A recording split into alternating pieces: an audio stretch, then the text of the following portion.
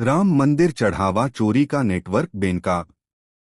Report में outsourcing कर्मचारी अनुकल्प पर आरोप। राम मंदिर में चढ़ाया चोरी मामले की एसआईटी जांच में कई अहम बातें सामने आई हैं। रिपोर्ट के मुताबिक बैंक की आउटसोर्सिंग एजेंसी में काम करने वाला अनुकल्प मिश्रा इस पूरे रैकेट का कथित मास्टरमाइंड है। दावा किया गया है कि उसने अपने रिश्ते के बहनोई लवकुश के साथ मिलकर चढ़ावे के नोट पैंट की पिछली जब में छिपाकर बाहर निकालने का तरीका अपनाया। एसआईटी के अनुसार अनुकल्प मिल्कीपुर का रहने वाला है और चढ़ावे की गणना का काम करता था। सुरक्षा और जांच में तैनात कुछ कर्मचारियों ने भी कथित तौर पर उसका साथ दिया। इनमें अविनाश शुक्ला, करुणेश पांडे, रामशंकर मिश्रा और ट्रस्ट के महासचिव रामशंकर यादव उर्फ तिन्नू के करीबी मनीष यादव का नाम भी सामने आया है। सूत्रों के अनुसार महासचिव चंपत राय, ट्रस्टी डॉक्टर अनिल मिश्रा और निर्माण कार्य से जुड़े गोपाल राव की भूमिका की भी जांच की जा रही है। रिपोर्ट में टिन्नू की भूमिका पर भी सवाल उठाए गए हैं। बताया गया है कि लॉकर की चाबियां उनके पास रहती थी और इसके लिए कोई लिखित आदेश नहीं था। आरोप है कि कई बार मनीष यादव के कहने पर रात में भी चाबियां उपलब्ध कराई गईं।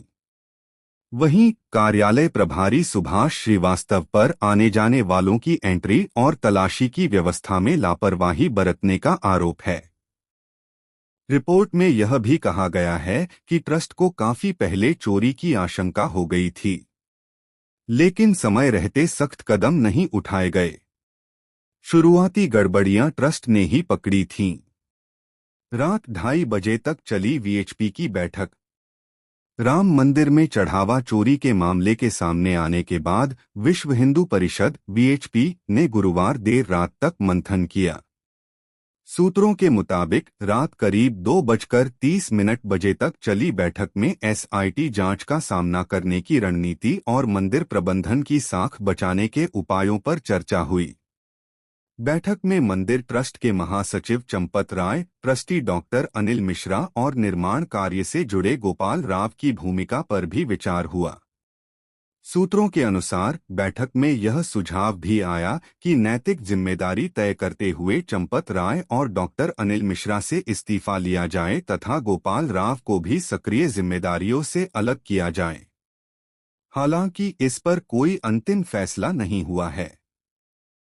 सीएम योगी ने कहा, दोषी किसी भी कीमत पर नहीं बचेंगे। सीएम बोले, एसआईटी रिपोर्ट मिलते ही आरोपियों के खिलाफ शुरू हुई कार्रवाई।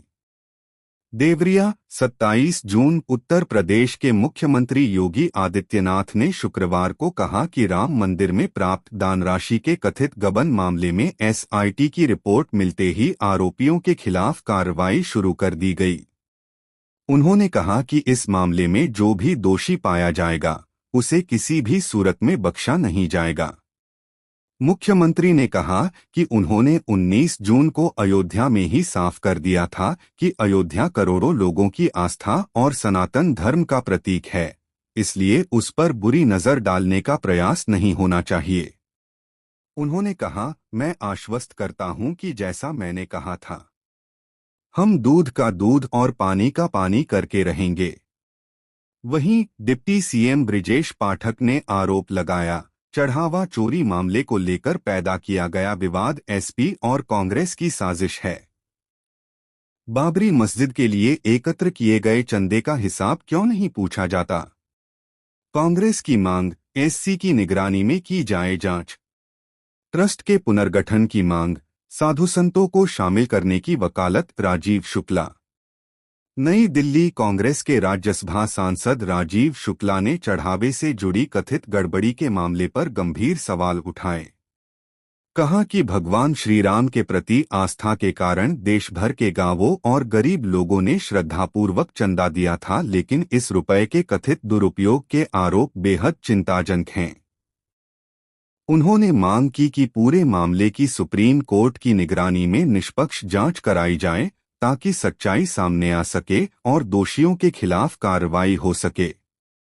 दिल्ली में आयोजित एक प्रेस कॉन्फ्रेंस में राजीव शुक्ला ने कहा कि इस मामले में दर्ज एफआईआर में केवल छोटे कर्मचारियों के नाम शामिल किए गए हैं। उन्होंने सवाल उठाया कि क्या बड़े अधिकारियों या प्रभावशाली लोगों की मिलीभगत के बिना कोई छोटा कर्मचारी सीसीटीवी बंद कर इतनी बड़ी रकम की कथित चोरी कर सकता है। केजरीवाल ने एफआईआर को बताया धोखा।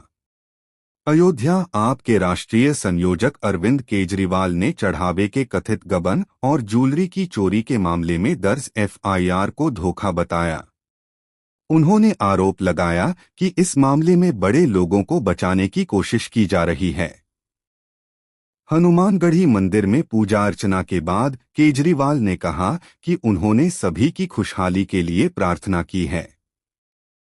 उन्होंने आरोप लगाया कि मामले में सिर्फ छोटे कर्मचारियों को आरोपी बनाया गया है, जबकि इतने बड़े कथित गबन और चोरी को अकेले छोटे कर्मचारी अंजाम नहीं दे सकते। क्या थी आरोपियों की भूमिका जिम्मेदारी? रामशंकर यादव उर्फ टिन्नू यादव 51 का अयोध्या में तुलसी उद्यान के पीछे इनके मकान है। 1988 में संघ का ओटोसी किया। 1993 में विश्व हिंदू परिषद से जुड़े और बाद में चंपत राय के विश्वासपात्र बने। 2019 में राम मंदिर ट्रस्ट बनने के बाद इन्हें सेवादार की जिम्मेदारी मिली। आरोप है कि मंदिर की व्यवस्थाओं में इनकी बड़ी भूमिका थी। चढ़ावे की निगरानी, काउंटिंग रूम और 40 दानपात्रों की चाबियां इनके पास रहती थीं। सुभाष चंद्र श्रीवास्तव रिटायर्ड बैंक कर्मचारी हैं। मंदिर ट्रस्ट की ओर से दान की रकम की गिनती की निगरानी, दानपात्रों से राशि निकलवाकर काउंटिंग हॉल तक पहुंचाने और बैंक में रकम जमा करने की जिम्मेदारी संभालते थे। लवकुश मिश्रा रुदौली इलाके के एक गांव के रहने वाले हैं। बैंक के आउटसोर्सिंग कर्मचारी के तौर पर मंदिर में नकदी और अन्य मूल्यवान वस्तुओं की गिनती की प्रक्रिया से जुड़े थे। आरोप है कि गबन की रकम को ठिकाने लगाने का काम करते थे। अनुकल्प मिश्रा मिल्कीपुर के बसावा ईट गांव के रहने वाले हैं। बैंक के आउटसोर्सिंग कर्मचारी के तौर पर दान की रकम की गिनती करने वाली टीम के मेंबर थे। आरोप है कि चढ़ावे की रकम में हेराफेरी की अयोध्या की कौशलपुरी कॉलोनी में भोजपुरी गायक दिवाकर का मकान खरीदकर वहीं रहते हैं। 23 से 30 अप्रैल तक अपने घर पर भागवत कथा का आयोजन किया था। अविनाश शुक्ला मंदिर में सेवादार के रूप में काम करते थे। एफआईआर के मुताबिक चढ़ावे और दान के हिसाब किताब से जुड़े काम में शामिल थे। आरोप है कि चढ़ावे की रकम चुराने वाले समूह का हिस्सा थे। मनीष यादव बैंक की ओर से काउंटिंग टीम में काम कर रहे थे। एजेंसियों के अनुसार दानपात्रों और चढ़ावे तक इनकी पहुंच थी। आरोप है कि नकदी और आभूषण गायब करने में इनकी भूमिका रही। इसी आधार पर इन्हें मामले में आरोपी बनाया गया है। रमाशंकर मिश्रा एफआईआर के मुताबिक मंदिर में नकदी और चढ़ावे की गिनती की प्रक्रिया से जुड़े थे। आरोप है कि सेवादारों के साथ मिलकर गबन की रकम ठिकाने लगाने और ट्रस्ट की नजरों से बचाकर चढ़ावे की राशि की चोरी करने में शामिल। करुणेश पांडे बैंक के आउटसोर्सिंग कर्मचारी के तौर पर काउंटिंग टीम में शामिल थे। एफआईआर में दान की रकम और चढ़ावे की गिनती में कथित अनियमितताओं के आरोप में नामजद हैं। उन पर बैंक की मैनुअल रसीद में छेड़छाड़ और नकदी छिपाने के भी आरोप हैं। 44 कर्मचारी रखे गए थे बैंक की ओर से चढ़ावे की काउंटिंग के लिए। 30 भर्तियां ट्रस्ट और उनके करीबियों की सिफारिश से की गईं।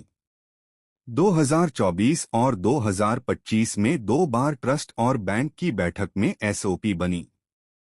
कर्मचारियों की ड्रेस, आते जाते वक्त उनकी और सामान की तलाशी, सीसीटीवी फुटेज का रिकॉर्ड रखने जैसी प्रक्रियाओं का पालन नहीं हुआ।